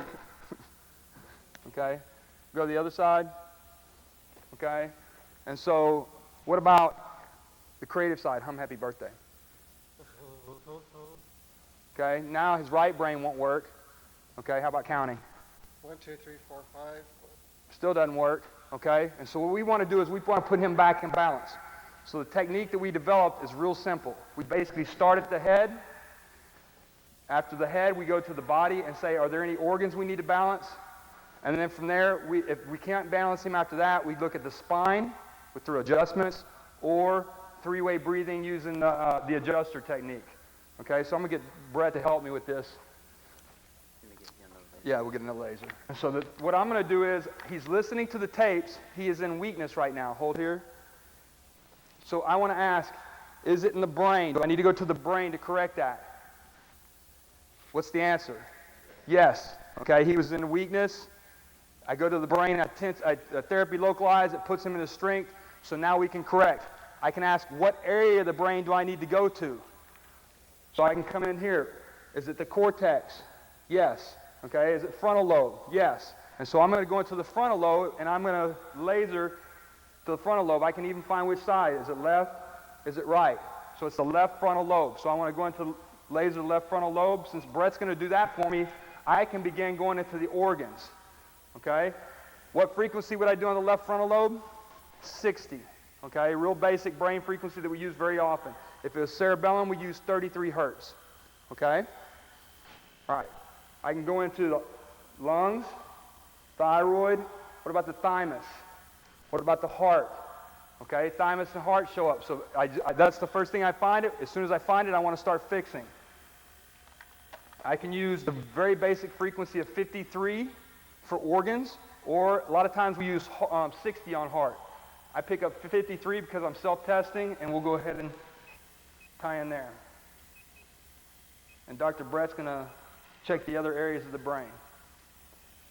And so what is this going to do? This is going to take something that usually takes anywhere from 21 days to 30 days to integrate into the nervous system, and it's going to do it immediately. You're going to change somebody's life right there on the table right then. Hallelujah. Hallelujah. From Texas, what can I say? Yeah. I catch too much grief for that. Okay? So I go through and check the liver, gallbladder, intestines. I can check the colon. What if I go down to the prostate? What if I go to the gonads? Okay? So peak performance are tied into the gonads somehow. So we're going to come in here, and there's the gonads. And a male, you can see that, right? If I'm not successful, I'm not a very strong male. I mean, that's the way we think as males. At least that's the way Brett thinks. It's nice to have the mic sometimes.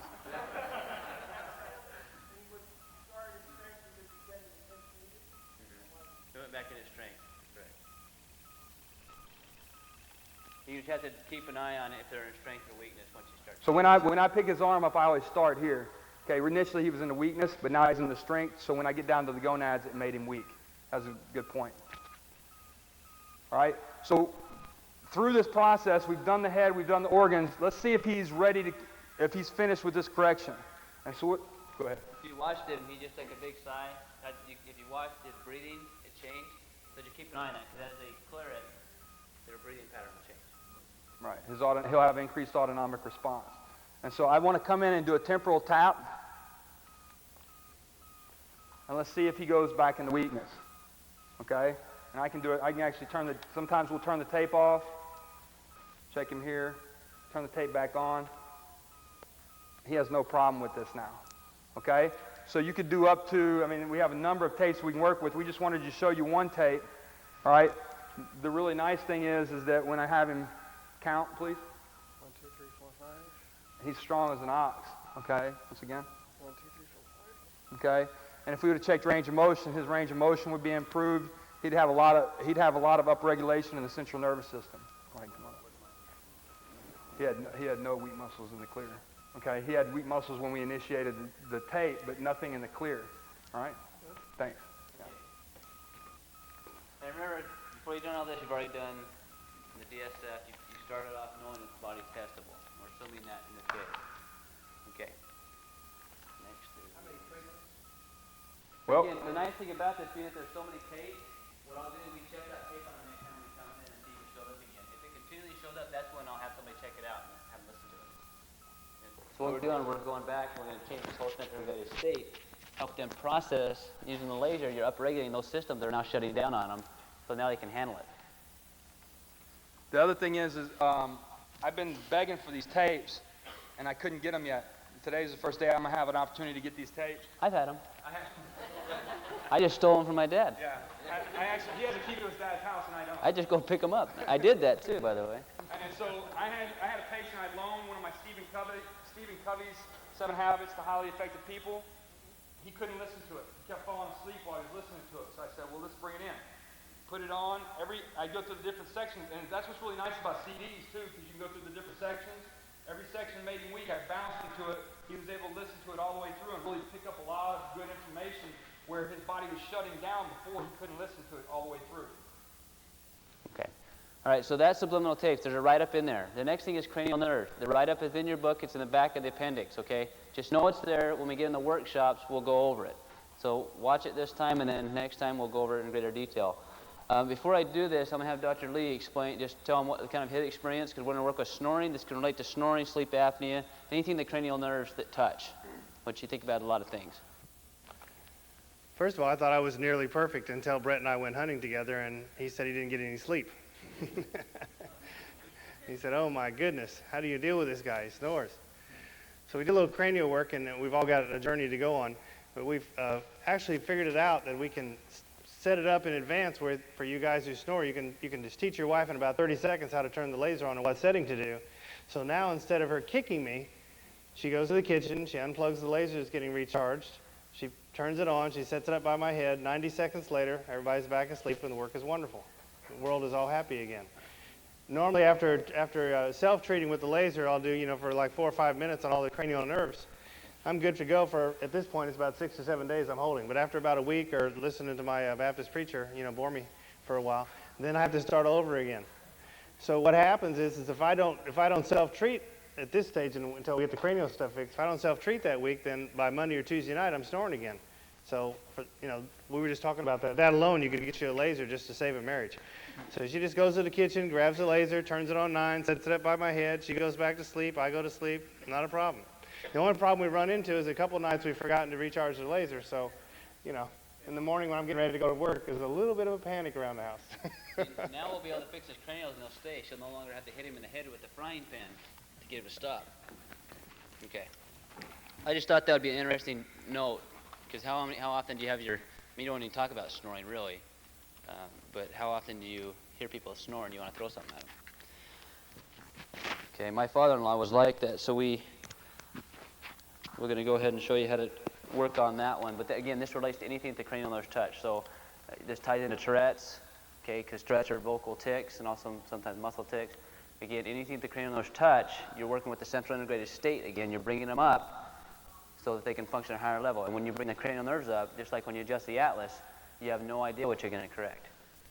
All right, so but we want to monitor. Does anybody have any problems, particularly with snoring or stuff like that? Why don't you come up? Okay. All right, Senora, come over here, have a seat. Sleep apnea. Sleep apnea, too. Very good. I'm going to take his glasses from him. And remember, we had already gone through the primary 4 steps with the nutrition, understanding that he should be testable. Hold it real strong. I'm just going to make sure he's testable. He is. Make sure he's not switched on me, just to know.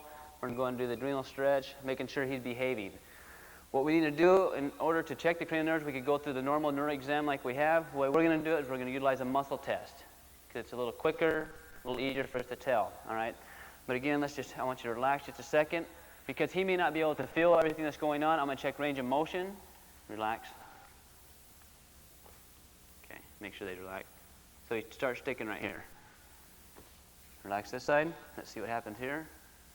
This side's about the same. A little bit more motion on this side. It gets real heavy real quick. Okay, we'll just turn his head, see what kind of motion in the neck. Here, more to the left than the right. All right. So all we're going to do, we could go ahead and check a bunch of muscles, check his balance. We're not going to do that at this point. You can check all the cranial nerves.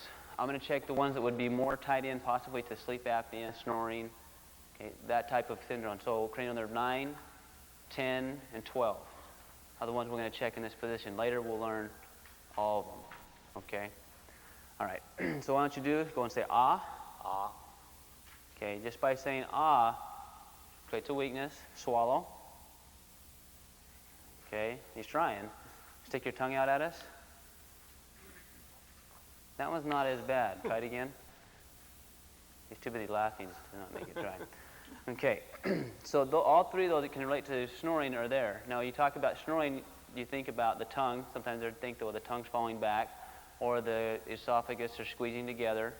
And something that's causing the vocal to do that. So let's take a look and see what we can do. What we're going to do, we're going to laser the end organ.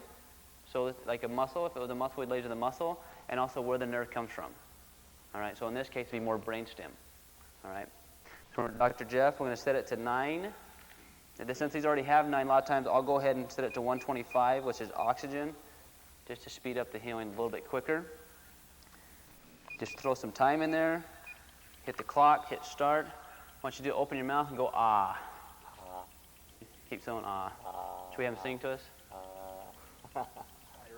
And he's already got his tongue out too, so we're initiating 12 as well.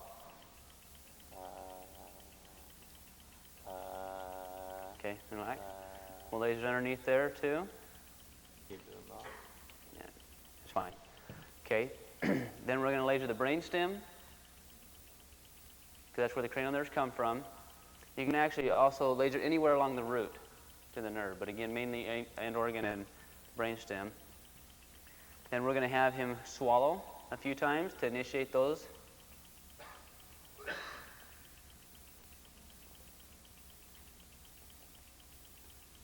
Now, sleep apnea, of course, that ties into breathing, right? But also ties into the heart. Cranial nerve 10, interesting enough, goes to the heart as well, right? I'm on 125. He's on 125 is oxygen, but these are double heads, so one's firing 9 all the time, which is neurology.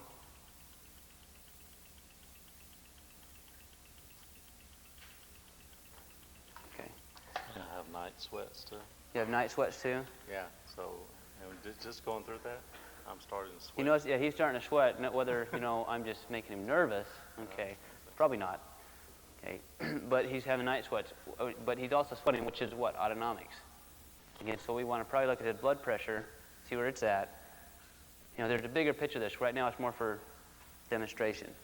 Let's go ahead and see what we've done from that standpoint. Hold. Go ah. Ah. Swallow. Okay, stick your tongue out at us. Okay, just out of curiosity, hold. Think about smelling a rose. Okay, that makes him weak. That's cranial nerve 1. Right? Something to do with smell. I'm going to actually just touch his heart. Okay. Now, whether his heart was weak before, I don't know, but I could feel the energy drawing into that. He should be on total heart, but what we're going to do, we're going to have Jeff laser the heart, and then I'm going to go ahead and laser cranial nerve 1. Just since I could feel that pull, we'll go ahead and do that. So now it kind of makes it applicable what we learned in school, all those wonderful cranial nerves that we learned. Now you have a way to look at them and actually start correcting some of those. I was very excited when we started doing this because I threw cranial nerves in the trash when I got out of class because I was so aggravated. I asked the professor, what are we going to do with this stuff? How can we correct it?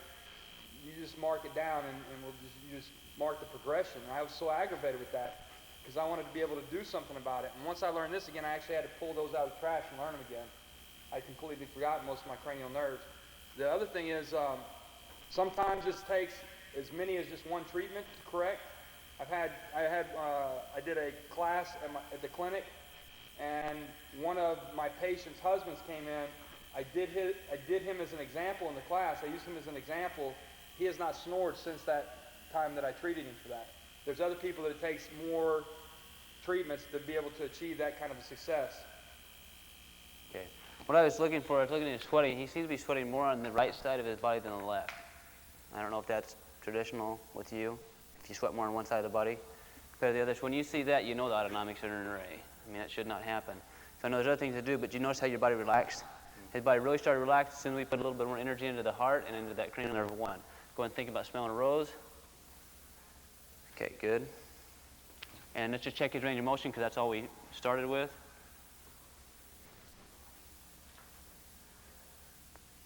Pretty cool. Real cool. All right. Say again? The heaviness is a lot less. A lot less. I can still feel a pull into here, and I still know some cranial work we need to do just by looking at the skull structure. But this is one way.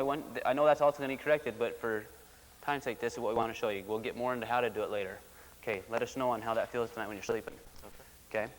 I have had guys that have been on CPAP machines or no longer on CPAP machines. So it's gotten, whether you're that extreme, that those are familiar with those are the sleep apnea machines that people sometimes have to be on so they remain breathing at night. Vegas. Say again? You prefer to Vegas to do that? Or? Vegas? Vegas, no. I don't know. But because it runs down in the diaphragm. Yeah, I don't know that answer. I don't know. Okay. Okay. All right. I just need a volunteer, anybody. We're going to use the magnet, show you how to use the magnet. Anybody heavy metal type of situation? All right, here we go. So now we're going to show you how you can use the magnets. Let's go ahead and head here, feet down that in a second. All right, we're going to check a couple of quick things. We'll see what his range of motion is like. This write-up is in your book as well, but right now, just know it's there. We'll cover it in greater detail later. We actually just passed it out to this last time we passed it out. Okay, so his foot's almost to the projector there, so we know where we are. Let's just check a couple of quick muscles. Hold strong. We'll check the psoas. Happen to be weak on that side. Strong on that side. TFL on this side. Not so good. TFL on this side. Not so good. I want to push that way. Hold. I'm going to push this way. Hold. Okay, pec sternal. I want to push this way. And I'm going to push this way. Okay, just head straight up. I want to push down. Don't want to do that. Okay, weak neck flexor too. All right. Where are we going to do this? We're going to work and find out where do we need to use some magnet. Where do we need a little magnet therapy? Okay. So where are we going to start? Make sure we start with a strong muscle, and we're going to ask. Usually it's organ. It can be organ or brain. With this, we'll start with organ. Then you can also go out off a major symptom. Let's say that it's a joint problem. You can go off that as well. But let's just go off organs. And we're going to go ahead and just check where do we need to go. Do we want to go lung, heart, liver, intestines. On this side, how about kidney? Okay, kidney showed up on that side and this side. Since we found TFL and psoas, it's not a surprise. Let's just take a look at that. So we're going to find out how about like that or like that. So we're putting it over the kidney colon, what made him weak. and we find out, did the North Pole, he's strong there, South Pole makes him weak. We're going to leave him into the weakness. Okay, so now he's into weakness. We're going to find out what do we need to do with this one. All right? I'll generally start by going towards the spine. And we'll find out if I put it this way, did he come back into strength? No. How about this way? So he's checking North Pole and North then South Pole and then South Pole. This one actually happened to be pointing towards his body South Pole. What made him strong because he's in weakness was the North Pole. So I'm going to place that right there. Say again. Because he went into weakness, I want to now find out what's going to go into bring it into strength. Typically, it's going to be, a lot of times it'll be, front and back. Once in a while, though, it will not. You just have to find out where. Now, when you flick it out, it's a lot quicker. Because I ask organ, and I ask you the front of the body or the back of the body. We want to give a set protocol on how to do it. We'll get more into detail as we go. Simply start. All right, then we're going to take the laser and say, well, where do we need a laser? Do we need to laser the brain? He's back into strength. Do we need to laser the brain? Do we need to laser some organs? Can we laser some organs? How about up here? How about down here? All right, so we're going to actually laser down here, right? Actually through the magnet. All right. So we can find the SETI typically in intestines. You could use 53. This is great for organs. So we'll have. Okay, the magnet in the back there's one right here in the front and right here in the back, just right where the kidney sits. Okay. Do you notice any change in your taste sensation right now? Something. Mucusy. Yeah, a lot of times you actually almost taste. I'm already tasting the metals. Sometimes you'll taste them almost immediately coming out because you're speeding it up. Energy medicine talks a little bit about how this works. Trent Nichols, who's the medical doctor that does some of this work, they take people and they put them in magnets, big MRI-style magnets, 5 to 10,000 Gauss, leave them there for up to 120 hours or more, not all at one sitting, hopefully. Okay, 5 to 10,000 Gauss. Typically right around 5, which these magnets are right at 5 that we're using. And he has them sit there, and they're seeing actually major changes, like halving the symptoms in Alzheimer's and Parkinson's, which is pretty phenomenal. Now it's a new research, which is within the last couple of years, so you'll see more and more of this in the future. But when you put an electron in a magnetic field, what happens to that electron? It speeds it up greatly. And what are chemical reactions? Change in electrons. It's simply what they are. So the faster the electron, the more energy it has, the quicker the reaction can take place. Heavy metals bind very tightly, so it takes a lot of energy to displace them. And they, based upon their research, they believe that what they're changing up in the brain itself is heavy metals. Okay. So now let's go back and see what we've done. So let's just check range of motion. Relax. Better on this side. Let's see. You can see it better from this side. So we got about 10, 15 degrees. Already had pretty good range of motion. How about muscles? Hold. Hold. Hold. And if you'll notice, his body is very clammy up here. So he has to sweat quite a bit. Head up and hold. Significantly better. And I think this was weak too. I want to push up. Okay. So from muscle testing perspective, we brought it back into balance greater. Okay? That's what he would, that's as long as we need to do. That's how long it takes. But they would actually have people sit in these magnets, sometimes sleep in them at night, in this big tube. That was the tough part with the Parkinson's and Alzheimer's patients. And all they're doing is having them sit there. They're not doing laser. And what they know from other later studies that have been done, it speeds up healing. It speeds up the metabolism. So I think that we're doing a similar effect. Whether it's doing the exact same thing, I do not know. I think as we research it more and more, we will know. But I've seen some great results with it.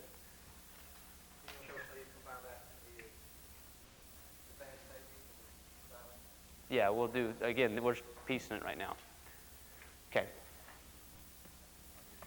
Yep. One of the other things that is interesting, the way it's written up, the magnet therapy was written up a day and a half ago. Dr. Brimhall called me up and said, you didn't write that up yet?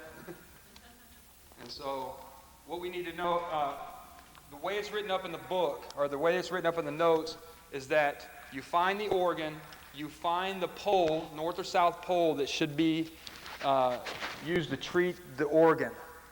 After you put that pole on there, you go to the spine, find the area of the spine that needs to be treated, and then you find, is it north or south pole? When you check the area, you go through the organs and say what area of the body needs to be treated. Say, for example, like on Rodney, it was the kidney and colon. We would go there. Now you know that's the area. You place the North Pole on there. If they don't go into weakness, then you place the South Pole. They go into weakness. You want to find the area of the spine that brings them back into strength. Does that make sense? And that's the way it's written in the book, okay, on the paper. Now, the way Brett did it, you can take it to the next step. Well, what if there's not an area of the spine? Well, maybe I just need to go to the back side of the body on that organ and put the magnet there, okay?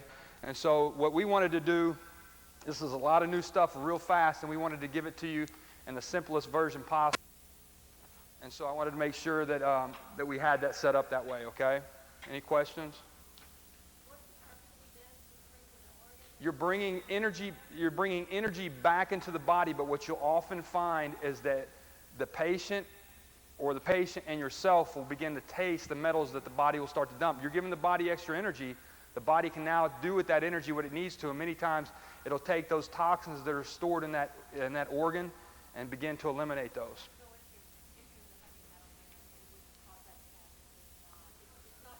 It's not necessarily just for detox. It's also bringing energy back into that. Now, you could do that just like Brett said. You could also, Dr. Brett said, you could also do that in joints. Okay, they have a knee problem. We'll see, will the magnet help the knee? Will it help the knee on the other side? You know, what do you need to do? If I help this knee, remember that on the meridians, it's either too much flow or not enough flow. D.D. Palmer was a magnetic healer, okay? And so we want to go and find the area that will help the complaint, but you also can do a lot more advanced techniques with this, right? And we'll develop it even more. It's actually, we can do more stuff with it. We just want to introduce this right now and make sure that we're getting you guys on the same page as we are, okay? What you're doing is you're actually taking where the blocks are, and with the magnet you're unblocking those. I've had people with brain fog like right now, and I would put it on the kidney and one on the brain, and you change the brain fog in a matter of seconds. Just because those are the blocks, and you feel for the blocks, and the magnet system is going to speed that up. So, you know, what's that? Energy blocks. Energy blocks, you know, it could be, I mean, those energy blocks are also having a hard time metabolizing whatever's going on there. Okay, so that's why, you know, there's more, they can be much more complicated. We're just making it simple for now.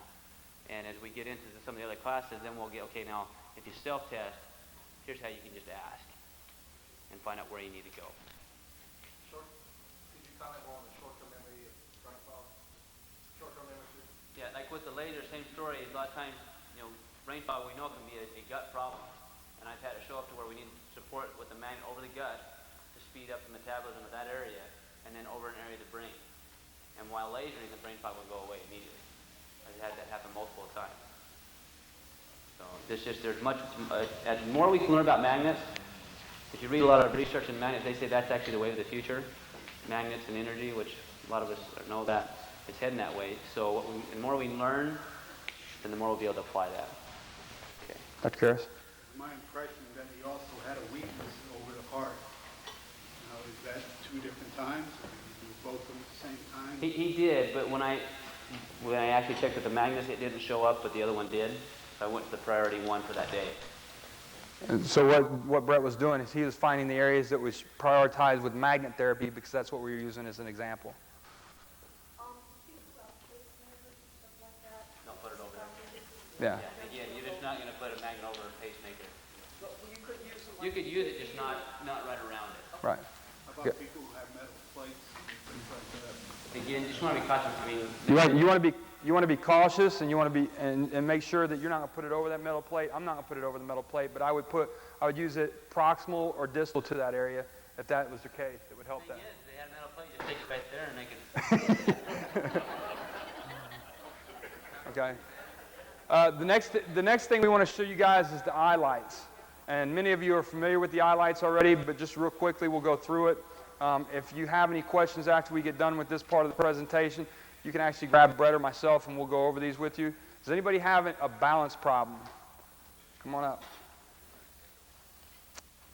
What we're doing with the eye lights is these were developed by Dr. He's a applied kinesiologist. He's also a chiropractic neurologist, and we both have brain fog. We need to be treated with magnets. Gillet, thank you. Peter Gillet. Dr. Gillet has developed these, and what we're doing with these is we are helping people do their exercises in a very simple fashion. I will recommend to my patients that they purchase a pair of these if I know that they're not going to really go home and get on an exercise program, especially. Kids with ADD, or I think you had one that you had a lot of success with Tourette's, okay?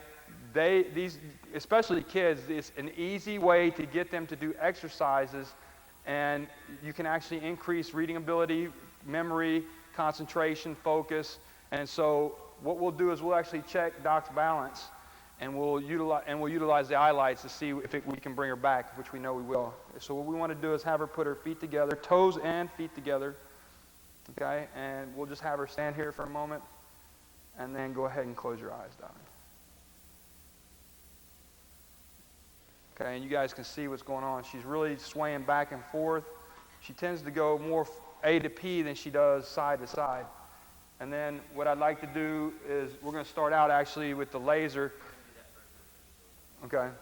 When you have a forward to posterior, A to P sway, go ahead and open your eyes for a minute. When you have a to P sway, we're looking at more adrenals or heart. Okay, adrenals or heart. We want to bring that back into a line before we do any of this. The other things we can do is, go ahead and close your eyes again, bring your feet together. Okay, I'm going to give her a bump each way. I want you to just try to catch yourself. Okay, and then, okay, she's able to catch herself when I bump her to the left more than when she moves to the right. She tends to drag a little bit more going to the right. And the last thing I want to do is bring your hands up in front of you, please. Spread your fingers just a bit. Let's see if she can point. I want you to touch the tip of this finger to the very tip of your nose. Okay, she misses just a little. She does a pretty good job there. She completely misses on the left thumb.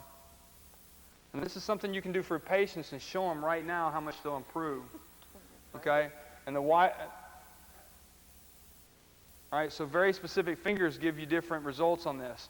The other thing we can do is actually, what I'll oftentimes do, and I got some of these ideas from Brett, but what we'll do is we'll have them read, especially an ADD patient, we'll have the patient read and then muscle test them. So we could actually just have her read one sentence, okay? If you just read that. Do you have glasses? Large shifts, sea changes, unfold as encapsulating boundaries fell away. Okay, and you see how it was kind of, hold here. She kind of shifted, her words were real choppy. What's interesting is many times when they read that way, let's read the same sentence backwards. Away felt boundaries encapsulating as unfolded, change sea, large shifts. That's how I study. I study backwards. All right, and so what you'll see is a lot of times people who are left brain deficient or they have a hard time focusing and concentrating when they read, they can't really track with their eyes, that's oftentimes how they'll present. Okay, so she's actually stronger when she reads right to left than left to right. Okay, and so what we'll do is treat her and see where we go from there. Now, let me have you open your feet there. Okay, what we want to do is there's two ways to identify the area of weakness. One of the ways that Dr. Gillet uses is he actually has the patient look at your finger, and I don't know if everybody will see this or not, and you just basically do the accommodation. I want her to follow my finger in. And I don't know if you guys can see this or not, but what will happen is when one eye fatigues, it will lateralize. Okay, so her eyes come in, and they come back out when I come out, and when I came in the second time, the left eye began to balance out. So what will happen is her brain will not be able to keep the information, it will not be able to focus and concentrate like it would because it can only focus with one eye. The other eye is taking in extraneous information. Okay, and so what we want to do is, according to the accommodation test, we would treat the left eye, the eye that lateralizes. But since we all have the tool of muscle testing, I can actually come in and see what area that I want to treat specifically. So I come in from the left upper, left lower, and when we come in from the left lower, she actually goes into weakness. Okay, what about the right upper and right lower? No problem. Okay, so what I do is there's two buttons on the eye lights. The button on the left turns it on and off. The button on the right allows you to shift through the light. So I'm going to just show you real quickly. And you shift through the lights. And what you want, you have the opportunity, you can actually treat hemifields or you can treat the whole field. And I always do treat with 4 lights blinking. You have 4 lights blinking on one eye, and that allows you to treat the whole brain. You can actually do if you're not a chiropractic neurologist, you'll actually put the patient in a bind if you treat with the hemifields. And so what I want to do is I want to set it on the left lower. And if you pay attention, you can tell that the left lower light, the left lower light is blinking a little brighter. Can you tell that? See how it's blinking a little brighter? And so what we'll do is place these on her. One of the things I would do with her is I would have her read, okay, before she starts doing any exercises, the exercise she would start with, I would want her to read a paragraph forward and then read it backwards. Okay, so now she's practicing moving her eyes both ways and tracking both ways. The other thing that she could do, she could actually be walking around the kitchen doing anything that she wanted to do to help with this. She doesn't have to sit in a chair and just sit there with the glasses. You can actually do normal activity.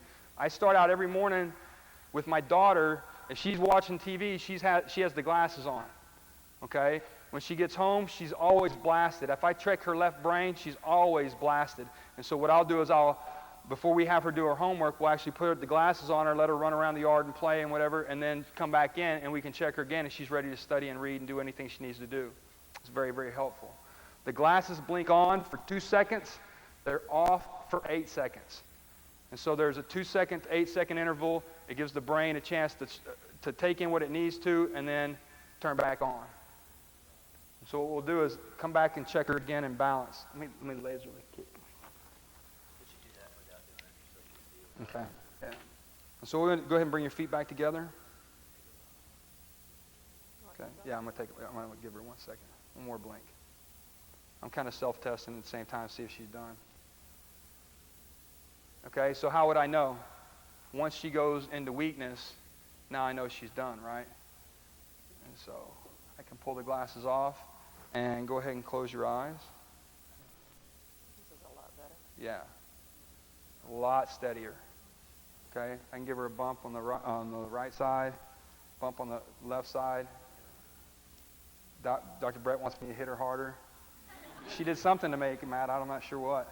Okay, but I mean you can tell she's really centering very well now. Go ahead and bring your hands back out in front. Okay, spread your fingers just a bit. Let's go check that one right there. Okay, so she needs a little bit more work, right? Look at her speed, though. She's a lot more exacting. Yeah. Okay. So her left thumb made her mad for some reason. Go ahead and bring your hands down. The other thing we can do is actually have her read another sentence. Let's give you a sentence that has a name you can pronounce. Let's do that. In fact. In fact, to deny direct electromagnetic interaction with living molecules would be to deny the fundamental reaction. Amazing. Isn't that fantastic? And so we can come back in here, and it really balances. Pardon? I did stage it. I knew what was going to happen, right? Okay, so this is phenomenal. Thanks, Doc. Okay, this is phenomenal to use with patients. I have one patient. He is a college athlete. He plays tennis, and he's always trying to cram and study. And so I really push these glasses with him because you can utilize these glasses. Usually the upper settings, okay, feed into the temporal lobes, okay? And so now it's going to increase memory. It's going to increase ability to concentrate, focus. The lower settings are usually tied into motor activities, also some sensory activities. And so you're going to use those with patients with Parkinson's types diseases or anything it has a motor dysfunction or a sensory dysfunction, but also anybody who's an athlete, you can actually use that to upregulate the ability to function in an athletic arena.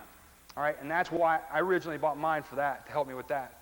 You can overdo it though. I actually did mountain biking. I increased my ability to go longer and my endurance when I was mountain biking, but I actually self-tested and I said, I can do it anyways. I ignored my self-test and almost killed myself on the mountain bike because I couldn't coordinate at all. So make sure that you always check yourself or have somebody check you to make sure that they're right on for you. Yes, sir. We don't know. I mean, what'll happen is you usually want to start very low, usually about 1 or 2 minutes, and then build up. Dr. Gillette, he'll treat people for up to 15 minutes, okay, in a session. I know he treats himself every day for 15 minutes, and he likes to, because how many of you guys work from both sides of the table? Okay, a lot of chiropractors they do all their adjustments and they do all their work from one side of the table, and so they really get one side brain dominant.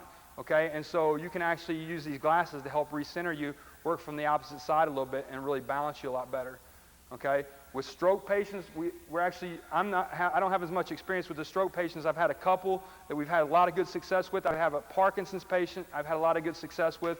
Brett's had some miracles with stroke patients. And you always want to start very, very slowly with those guys because it's really easy to push them over the edge. You just notice how he said, I ignored my self-test, and then he could coordinate. Can you fatigue a muscle cell?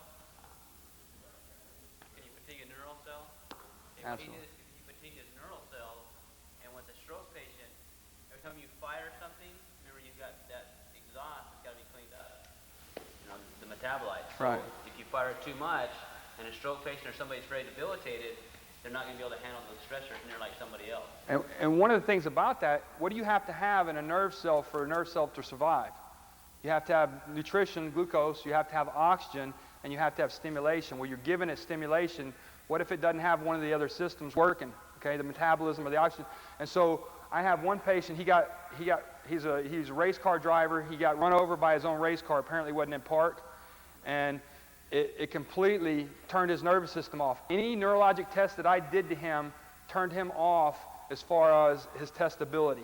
And so I called Brett. It was driving me crazy. And Brett said, well, why don't you put him on oxygen before you do it? Or he just said, use oxygen. And I actually used oxygen while I was treating him, and we have gotten him farther than he ever thought he could get.